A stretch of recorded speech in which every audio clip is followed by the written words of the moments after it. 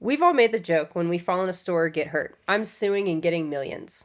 It seems like every day there's a new class action lawsuit for this or that, stating if you have the following symptoms or health problems, or have you used this company before? You could be eligible for financial compensation. But it only ends up being like $4.25. Yeah. Because so many people apply for them. Yeah. Suing someone for a big payday sounds like an easy way to get rich, but it actually isn't that easy. And is the pain and suffering really worth the payday? Welcome back to Justice For. We're your hosts. I'm Jackie. And I'm Sam.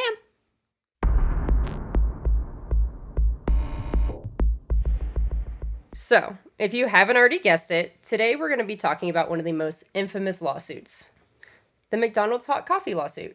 We were literally eating lunch one day during a recording day, and I don't know how it got brought up. Oh, I have it in here. Oh, I'm going to let her talk about it then. We all know the headlines and the jokes that were made on shows like Seinfeld and SNL. Mm-hmm. Everyone called it a frivolous lawsuit, a money grab. And to be completely honest with you, until a few years ago, I believed the exact same thing.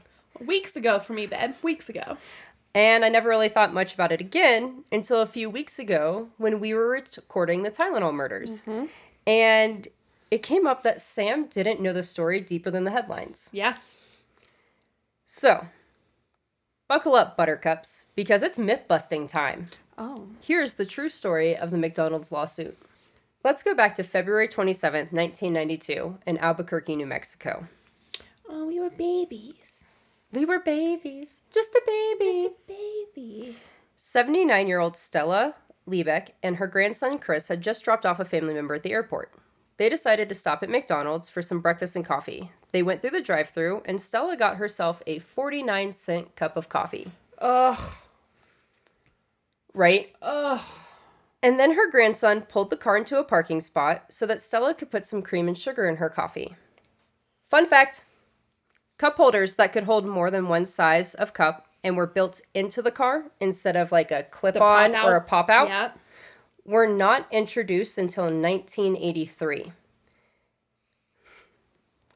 And cup holders did not become a standard option in cars until the mid-90s. Wild, right? Hey, guess what? I still can't fit some cups in there, though. All I want is my water bottle to fit in there. Yeah, it's not quite universal anymore. And Stanleys are so heavy. So heavy. Ugh. So, all of that to say that the 1989 Ford Probe they were driving did not have cup holders. Mm-hmm. So Stella put her coffee between her knees, took the lid off to add sugar and cream. The coffee tipped toward her and spilled all over her thighs, crotch, and her butt. She immediately began screaming and tried to jump out of the car to, get the, Yeah. And at first her grandson was like, calm down. You're being so dramatic. It's just a little hot coffee. That is until Stella passed out from the pain. So Chris rushes her to the hospital. But the first hospital they go to was actually dealing with a really big, rush of people from a car accident. So they had to go to a different hospital. No shit, they turned someone away. Yeah. I understand you're busy. They couldn't. So They went to another hospital. And it was determined that she had third-degree burns on 6% of her body and lesser burns on 16% of her body. Stella was wearing cotton sweatpants, which absorbed the coffee and then held it against her skin. Not only that, but her McDonald's coffee was served at 180 to 190 degrees, which can cause third-degree burns in about 3 seconds at 190 degrees and about 12 to 15 seconds at 180 degrees. I was burned so severely that they didn't think I would live. I'm a nurse, and I was horrified at the type of injuries that she had sustained, the skin grafts and the pieces that were still ongoing. So it was kind of a shocker because it's one thing to hear, but it's another thing to see. So it was kind of oh my goodness. We could see the extent of this injury. Stella would spend the next 8 days in the hospital receiving skin grafts and care. While in the hospital, Stella lost 20% of her body weight, leaving her only weighing 83 pounds. She could have stayed longer. She should have stayed longer. But her insurance would no longer cover her stay at the hospital. So she was sent home and would need round-the-clock care. So her daughter took off work to care for her, and over the next 3 weeks, Stella went to the hospital almost daily to train her dressings, to get skin grafts, to undergo what is called like a whirlpool type thing, where they put her in water and basically blast the burned skin off of you. It is incredibly painful. This left her partially disabled for the next 2 years until she was healed, but the burns left her permanently disfigured. Not to mention the emotional toll it took on her, not just from the burns and the recovery, but from what followed. I know this part. Yeah. But did you know that Stella did not instantly call a lawyer and sue McDonald's? Well, probably because she was burning. No. She wrote a letter.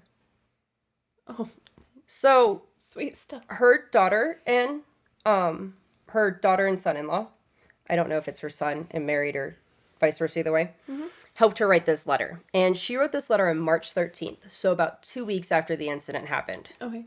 So probably like right after she got home from the hospital. Yeah. Okay. I think it was before after she got home from the hospital while she's going through all this. And in this letter, she explained what happened, just as I have already told you. She even states in this letter that, yes, I did the spilling. But she stated she had no warning of how hot the coffee actually was and that it could cause severe burns. Then she listed 3 things for McDonald's at the end of this letter. Yeah. 1, the coffee machine and coffee making process at that store needs to be checked to see if the machine is giving improperly heated coffee. If it is faulty, it needs to be replaced. 2, if the coffee was by your standard, I suggest you reevaluate the temperature of the coffee you provide to your customers. I could not be the only one to spill the liquid in a way to cause severe injury. Keep that in mind. 3, please pay my medical and recuperation bills plus compensation in order for me to get back on my feet. She then gave them permission to access her medical records. She said she doesn't know the exact cost of her medical bills for what she's already had and her future, but it would be determined that it was going to be around $20,000. Okay. But she said the medical agent should be able to help them clear all of this up. Yeah. My mind is instantly thinking, like, even if you didn't spill it on yourself, imagine drinking that. We'll get into that. She just wanted McDonald's to cover her medical bills and her daughter's lost wages. She asked for a total of $20,000, which would be nothing for a corporation like McDonald's. I mean, in 92, though, that's a lot of money for someone. Not McDonald's. Not McDonald's. McDonald's responded with an offer of $800. Fuck off. Massive fuck off. Ugh. McDonald's, I want you to look me in the eye right now and be so fucking for real. I was going to be the least pissed you are. So Stella did what I think any one of us would do next. She contacted a lawyer. Period. And she just wanted to seek advice on what she was going to do next. Yeah. She contacted Reed Morgan, and he specialized in cases like Stella's and advised her that she definitely had a case, and she also wasn't asking for nearly enough money. They done fucked up, AA Ron. He sends a settlement offer to McDonald's, asking for $90,000 to cover Stella's medical bills, loss of wages for her daughter, the physical and emotional pain this was putting Stella through. McDonald's and Reed went back and forth about his settlement offers, but they just couldn't reach an agreement. So, Reed filed a complaint against McDonald's in the New Mexico federal courts. Goddamn. So, cool thing here is you can file a federal lawsuit in your state. Okay. So it can be tried in your state. And there's different things that go into it being just like a state lawsuit or federal lawsuit. And since McDonald's was a corporation whose headquarters were not in New Mexico or Albuquerque, but where the event happened was, they were going to have too much cross. And then there's something about like the kind of lawsuit it was, like what they were suing under. I listened to a very long podcast about all the legal litigation of this, and it's a lot, and we don't deal in civil, we deal in criminal on this podcast. So Google it if you would like. But that's why I'm trying to explain why this is able to be tried in a federal court, not a state court. Yeah, civil cases are a lot. Criminal's easier. Yeah. Oh, no, it's not, but it's easier to understand. For us, at least. It's rare for a lawsuit of this nature to actually make it to trial. Usually there is a settlement agreement reached before a trial date. Yep. Reed this time asked for a settlement of $300,000. They went to mediation with McDonald's to see if a settlement can be reached without trial. During mediation, all the facts are presented, and the mediator then makes a suggestion for what the settlement should be based off the facts given. This mediator's suggestion was a settlement of $225,000. I mean, that ain't bad. No. And that's still pocket change. Right? For McDonald's. They rejected the offer. Bitches. So off to trial we went, and they were stupid for that. Trial began in August of 1994, so 2 years. Yeah. And it was held at the federal courthouse in Albuquerque, New Mexico. So states have multiple or one federal, depending on how many federal jurisdictions there are in that state. Yeah. And it was convenient because Stella lived in Albuquerque. So nice. Judge Robert Scott was chosen to preside over the trial. And trial began on August 8th, lasted 8 days. 8 days? Yeah, it lasted 8 days. For a civil suit? Yeah. I'm about to drop some knowledge. Ooh. 2 things in trial were not up for debate and was agreed on by both parties. 1. McDonald's coffee was too hot. 2. Stella spilled the coffee on herself. Okay. Yeah. Everything else was up for debate. All right. Okay. All right. Also, a fun fact about civil trials is that both sides have to testify. There's no option. So McDonald's had to have employees of different levels on the stand to testify. There was no getting out of it. It's super fun. Could you imagine? But it didn't go well for McDonald's. Of course. They probably honestly didn't even know what the hell was going on. They're just like, oh, I have to go to this trial. Oh, that's about to be very clear. I knew it. So, I don't know what I expected to find out during this 8-day trial. Yeah. But let me tell you, it wasn't this. First up, between 1982 and 1992, so a 10-year period, McDonald's had paid out over 700 cases involving a hot liquid burning customers. When confronted with this information, McDonald's simply responded that only 1 in 24 million cups of coffee sold resulted in someone being badly burned. And statistically, it's insignificant to them. Basically, it's cheaper for them to pay out tiny settlements here and there than to actually change it and make it safer for their customers. McDonald's... They said that? Yeah. Out loud? That's not even the worst thing they said out loud. McDonald's then stated their customers want their coffee to still be hot after they get to their destination, so that's why they keep it so hot. I don't want that. They also admitted that they know the coffee is not safe for consumption immediately. Admitted this. They know. Reed presented research done by McDonald's about when their customers prefer to enjoy their beverages.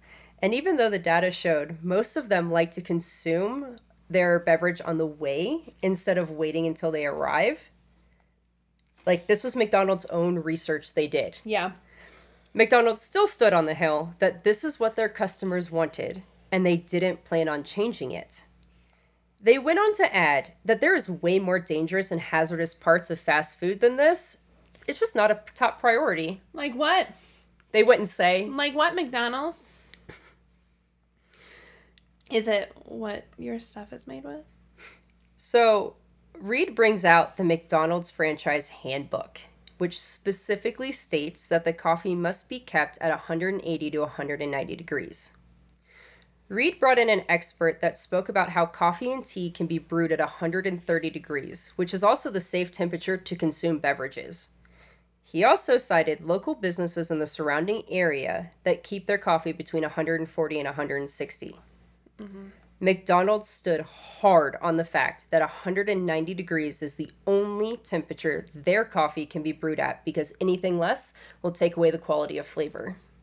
And they just simply aren't willing to risk that. It didn't go very far with the jury after all the expert temperature testimony because it came right after that. Uh-huh. Yeah. Jurors were then shown pictures of Stella's burns. I was also shown pictures of her burns. Which, honestly, those pictures was all it took for me to change my mind on this case a few years ago. Yeah. Those pictures alone. And we'll touch back on that later with the public as well. Yeah. And he brought up third-degree burns will not heal on their own. Mm-hmm. They will always require a skin graft of some sort, leaving the person with permanent disfigurement. The doctor from the hospital that treated Stella testified that her burns were the worst that he had ever seen. The next point of debate was the warning on the cup. And I had always thought that this lawsuit was the reason caution, contents are hot, is printed on cups or anything with a hot liquid. Yeah. It's not. It was already on cups before this. So there's another myth we're busting. So the thing was, though, the McDonald's cup had the warning on it. The problem, it was in the same colored writing as everything else on the cup, so it didn't stand out. So we're not like, we weren't warned about it. It's just we need to be more obvious about it. Okay. It's just something I wanted to put in there because it's cool, but they did bring it up in the trial that it's the same colors. That's interesting, though, because I have told people this is why this is on the cup. So have I. What's the thing? What's the thing with Shazam and what's this called? It's called a thingy where like we all remember Mandela effect. The jury deliberated for 4 hours and they returned the following verdict: $200,000 for compensatory damages and $2.7 million in punitive damages. Now, let me break that down. Compensatory damages reimburse a victim for their losses, emotional damage, medical, all of that. Mm-hmm. Punitive damages are meant to punish the responsible party. It is meant to make a statement. It is to make an example out of them. That is the point of them. I hear that word from Judge Judy a lot. Yes. The compensatory damages, so in a civil lawsuit, the compensatory damages can be split into percentages of responsibility.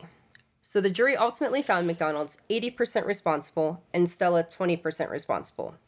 So the adjusted compensatory damages changed to $160,000, and the $2.7 million amount wasn't just some random amount, by the way. The jury just didn't pull this number out their ass. It was actually a number suggested to them by Reed Morgan in his closing arguments. 1 day of coffee sales for McDonald's is $1.35 million. So Reed suggested 2 days of coffee revenue totaling $2.7. The jury did not choose this number lightly or give Stella a jackpot payout. They wanted to send a message to McDonald's because it was clear during trial that they had not gotten the message yet. Yeah, they didn't give a shit. But of course, McDonald's did what they do best and huffed and puffed about an almost $3 million payout. So a month later, the judge came back on the appeal and reduced the punitive damages to $640,000, which is only triple the compensatory damages. It was decided by the judge that the punitive damages should not exceed 3 times the compensatory damages. All together an eye roll, please. My jaw is too unhinged to try to roll my eyes as well. Something bad is going to happen. Yeah. My entire body will factory reset if I try to do that currently. Good, because it was, that was supposed to punish them, so why are we reducing it? Oh, because there was a debate going on outside of this trial already about punitive damages and what they should be, and it was all wrapped up in tort reform, which I'm not going to get into because I don't really feel like I fully understand it. It's complicated, even when you have a lawyer explaining it. So, all I'm going to say about that is that this lawsuit became the poster child for tort reform. And this really all lit a fire in the stop lawsuit stop lawsuit abuse campaigns and the campaign against consumers suing corporations for wrongdoings. Mm-hmm. And essentially, because this was already a massive debate, it was already being... We had tobacco companies literally funneling money into these companies that were pushing stopping lawsuit abuse already, and we were already up for debate, and this judge decided to take this moment to help out and reduce the punitive damages and make a point. It's stupid. You're not making a good point, is what you're saying. No. Of course, McDonald's still complained about the amount of money they were going to have to pay her. You're fucking kidding. No. And Reed didn't think it was fair to reduce the punitive that much. So this led to McDonald's and Stella reaching a settlement outside of the court. The final amount has never been disclosed, and Stella had to sign an NDA, barring her from talking about it. But it's estimated to be under $500,000, likely to be between $350,000 to $450,000. Was this settlement just for the punitive side of things? Like this was the entire settlement. Jesus. That is what they settled on outside of court. So Stella did not make millions. We could currently buy a dozen eggs with that amount. We could. Maybe 2. Ooh. Costco size. Unfortunately for Stella, she became a national sensation, and not in a good way. Mm-hmm. She became the punchline in shows like Seinfeld and Saturday Night Live. Name a late night talk show host, and they probably made a joke or did a skit. Weird Al even made a song about it. I'm not kidding you. There's a Weird Al song. Oh, Jesus. Stella was ridiculed in the media, calling her lawsuit a jackpot payout, a cash grab. Stella, who was originally born in England and moved to the United States and worked as a department store clerk right up until a week before the burn incident. She had just retired and moved to Albuquerque to be closer to her daughter. She had never sued anyone in her life. She never even tried. She lived a quiet life, raised her family, went to work. She did not deserve what McDonald's did next. They essentially went on a smear campaign about Stella, painting her as someone out to just get money. A corporate employee for McDonald's told a newspaper that this complaint belongs on Oprah, not in the courtroom. He added that if Stella hadn't been so old with thin skin and wearing sweatpants, the burns wouldn't have been that bad. Like, read the room, my dude. Why, I oughta. To make matters worse, with each news outlet picking up the story, the facts of the case became less and less reported. Our headlines and stories went from 1,000+ words to 800 to 500 to 400 to just a headline. Mm-hmm. And pretty soon all anyone knew was that Stella spilled hot coffee on herself, sued McDonald's for millions of dollars, and won. Most people to this day still think she was driving when she spilled the coffee on herself.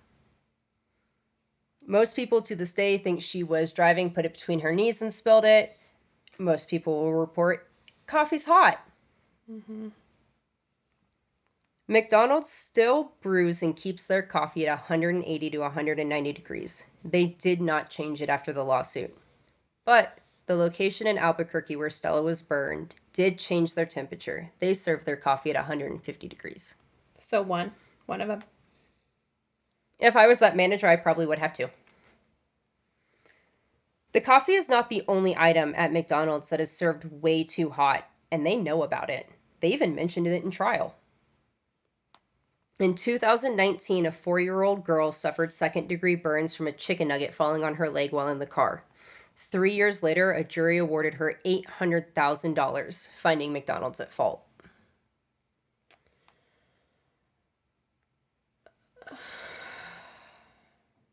It fell out and got stuck on her leg with the seatbelt in her car seat.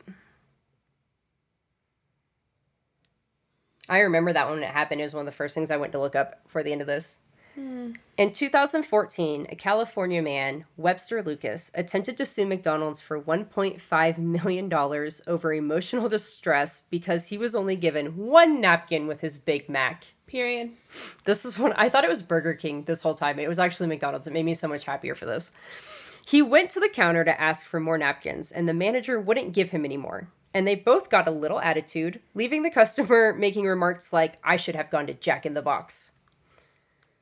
Which was funny Over a napkin? because Webster had a history of frivolous lawsuits before filing this one against McDonald's. He had filed 2 against Jack in the Box, Oh my 1 gosh. against Denny's and Walmart. Denny's? He's never received a payout for any of these lawsuits except a small claims suit with an auto body shop. Bro, you can't go after Denny's. Yeah. So I put that one in there because that one was just a funny, frivolous one. And I just remember the dude suing a fast food over a napkin. That's wild. Like, that's a good example of a frivolous lawsuit. Yeah, like that's a frivolous that's lawsuit. wild. Getting third-degree burns on 6% of your body? Very different. Not a frivolous lawsuit. Yeah. I feel like I could sue the city for not having any more Denny's. I understand there was tax evasion reasons, but I'm having Maybe not our specific Denny's. I'm having emotional distress by not having a Grand Slam in my life.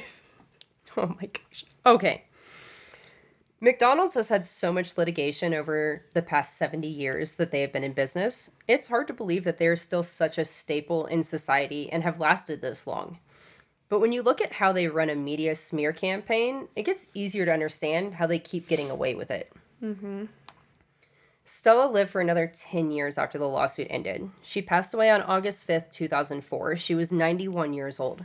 Her husband, Henry, had passed away the year before the coffee incident. Stella's daughter said that after her burns and the toll of court proceedings, her mother had no quality of life. The settlement basically paid for her to have a live-in nurse until she passed away. I very much feel for Stella and her family. She did not deserve all the hate she got for simply wanting to be compensated for her medical bills. And McDonald's, to fix whatever was the cause of the coffee being so hot. It's all she wanted. Mm-hmm. Instead, 30 years later, she is still the poster child for frivolous lawsuits, the butt of jokes, and it's honestly a little scary how the media and public can twist a story so much that 30 years later, everyone still has the narrative wrong. So in my opinion, I don't think there was justice for Stella. Absolutely yes, she got compensated monetarily.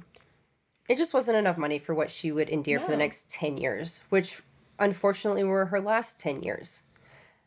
I do think that this episode and other episodes out there like it and the documentary Hot Coffee is a step in justice for Stella and her family.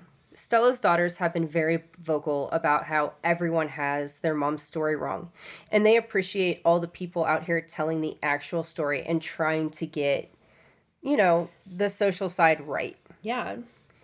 And yeah, so they have said that there's a documentary called Hot Coffee that was made in 2011, and it was really the first piece of media that told the whole story. That told the truth? Yeah, the truth.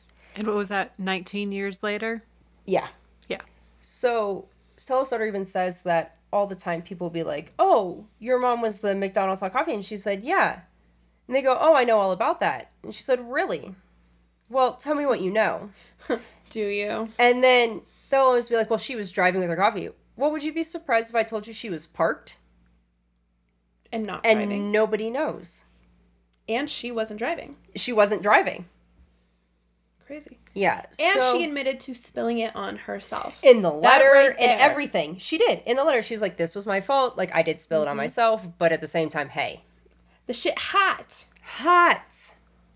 So, I hope you enjoyed the true story of the McDonald's hot coffee I'm lawsuit. very happy about this.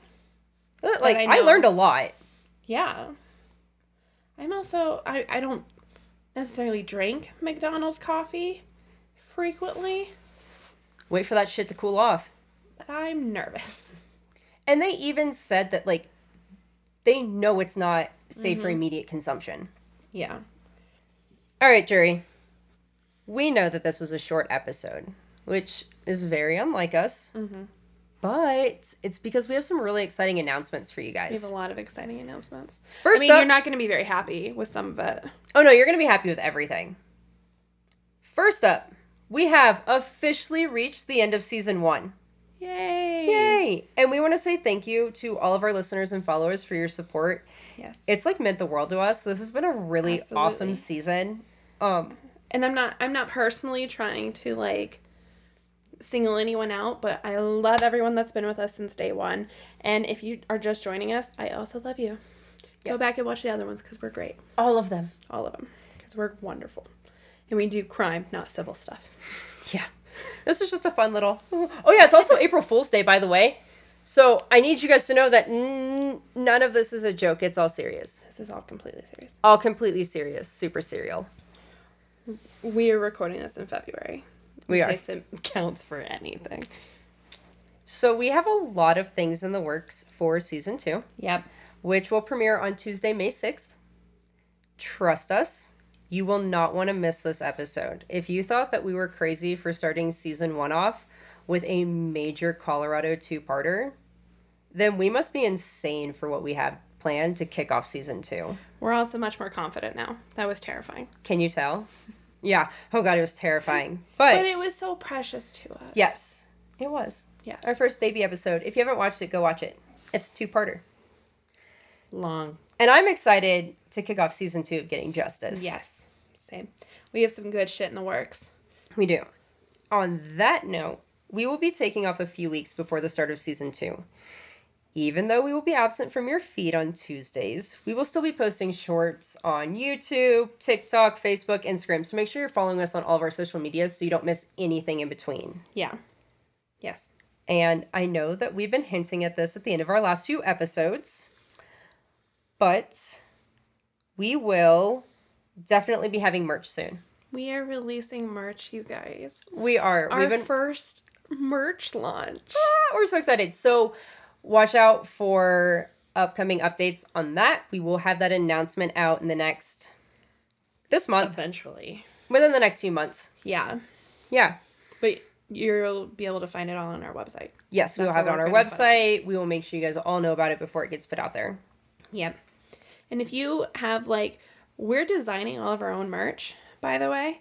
We are. If you have a fun design that you're like, I want to wear that, I want them to wear that. Or if you have any ideas of kinds of merch that you want, we'll probably put up a poll on social medias asking what you guys kind of like out of the ideas that we have. Because we have our own ideas. Yeah. But we're also biased a little bit. Yeah. So we just, we want to get a feel of what kind of merch you guys want. Yeah. So feel free to throw us some suggestions. Please. And also, something else that would really help us is if you guys could go leave a review wherever it's available. Apple, Spotify, Facebook, anywhere that you can rate us, give us a review, please do. It really helps us out on this end of it to be growing as a podcast and be able to bring you a lot more content like this. Mm-hmm. What do you have? Mentally, do you have... physically, emotionally. All of the above. All of the above. I'm so excited for our new season. I'm so excited for everything that we have planned for them. Yeah. You guys, I'm not good at secrets. We're really not. The fact that we've kept this much a secret. It's because we've been able to talk to each other about it. So we're having so much fun. We are.